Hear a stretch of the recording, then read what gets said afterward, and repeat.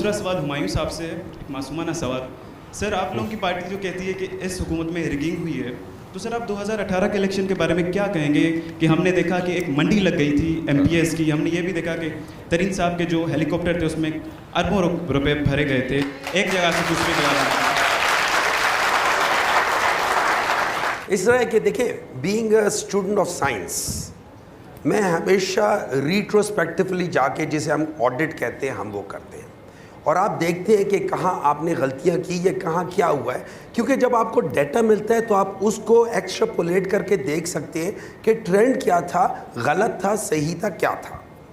تو ہم جب بات کرتے ہیں، لیٹس سے میں تھوڑا سا کروں گا، 2013 میں ہم لوگوں نے کہا تھا 4 حلقے نکال لو اور چیک کر لو. اچھا 4 حلقے نکالے، ان 4 حلقوں میں ایک پرابلم تھی کہ جو ہارا ہوا تھا اور جو جیتا ہوا تھا ان کے درمیان میں جو ڈفرنس تھا وہ نمبر آف ووٹس جو ہٹا دیے گئے تھے، جن کو ڈس ریگارڈ کر دیا گیا تھا، اس سے کم تھا. اس پہ کورٹس نے کہا کہ یہ ایک منظم دھاندلی نہیں تھی. حالانکہ اگر آپ مجھ سے پوچھیں 4 حلقوں میں ایک ہی شواہد ہے، یہ آپ کو اشارہ کرتی ہے کوئی سیریل کلر ہے، کیونکہ اس کا ایک ہی طریقہ ہے. اچھا اب اس کے بعد ہم آگے آ جاتے ہیں، 2018 کی بات کرتے ہیں. دیکھیں جب میں دیکھتا ہوں نا 2018 اور میں دیکھتا ہوں 2024 اور میں دیکھتا ہوں 2023، مجھے ایک ہی پیٹرن نظر آ رہا ہے. پیٹرن کیا ہے؟ اب یہ میری اپنی سوچ ہے، غلط ہو صحیح ہو، میری اپنی سوچ ہے. پیٹرن یہ ہے کہ عمران خان کو میجورٹی نہیں لینے دینی، 2013 میں بھی نہیں لینی دینی، 2018 میں بھی نہیں لینی دینی، 2024 میں بھی نہیں لینی دینی.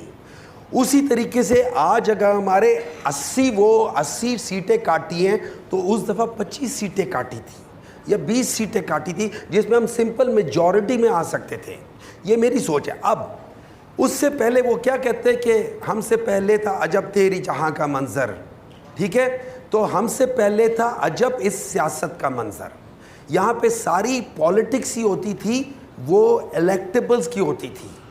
تو اب الیکٹیبلز کی تھی تو کچھ نہ کچھ تو ہمیں ان کے ساتھ غلطی کرنی تھی، ہم نے کی غلطی. اور عمران خان وہ واحد لیڈر ہے جس نے اوپنلی کہا ہے ہاں میں نے غلطی کی تھی، لیکن اس نے اپنے آپ کو کریکٹ کیا ہے. یاد رکھیں جب بھی آپ نے آگے جانا ہے آپ نے اپنی غلطی کا اعتراف کرنا ہے. That's the only way you will go forward. اگر آپ اپنی غلطی کا اعتراف نہیں کریں گے آپ ادھر ہی پھنسے رہیں گے. اور یہی وہ وجہ ہے کہ باقی ساری پولیٹیکل پارٹیز آج بھی وہی 1980s کی ہیں، کیونکہ وہ وہی غلطی بار بار کرتے آ رہے ہیں.